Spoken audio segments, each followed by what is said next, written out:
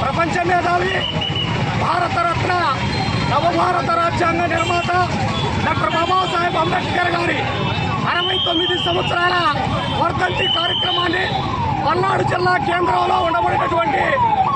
అన్ని ప్రజా సంఘాలు బాలమహానాడు, బిఎస్పి, బీసీ సంక్షేమ సంఘం, అలాగే మహిళా సంఘాలు, జనజాగృతి, మదర్ తెరీసా చారిటబుల్ ట్రస్ట్, అలాగే రాఘవేంద్ర చారిటబుల్ ట్రస్ట్, బీసీ సంక్షేమ సంఘం పలు సంఘాల ఆధ్వర్యంలో ఈరోజు ఘనంగా అంబేద్కర్ గారి 69 సంవత్సరాల వర్ధంతి కార్యక్రమాన్ని ఘనంగా నిర్వహిస్తూ ఏదైతే ఈ దేశంలో డాక్టర్ బాబాసాహెబ్ అంబేద్కర్ గారు భారత రాజ్యాంగం రాసిన తర్వాత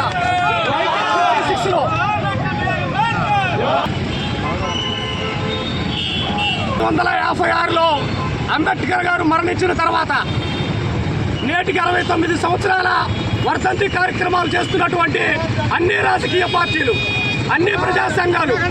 ఈరోజు ప్రజా సంఘాల ఆధ్వర్యంలో ప్రజా సమస్యల మీద నిరంతరం పనిచేస్తున్నటువంటి నేపథ్యంలో ఈరోజు రాజకీయ పార్టీలకు సంబంధించినటువంటి ప్రతి ఒక్కరు కూడా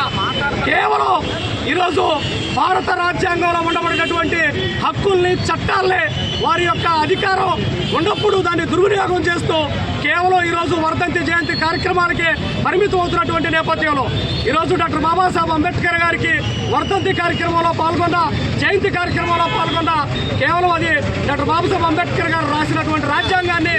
ఘనంగా ఈరోజు ప్రతి పౌరుడు నైతికంగా అభివృద్ధి చెందే దిశగా తీసుకెళ్లినప్పుడు మాత్రమే ఘనమైన నివాళులను అర్పిస్తూ తెలియజేస్తూ ఈ సందర్భంగా పల్నాడు జిల్లా కమిటీ నుండి అంబేద్కర్ గారికి ఘన నివాళులు తెలియజేస్తూ సెలవు తీసుకున్న జై భీమ్, జై భారత్.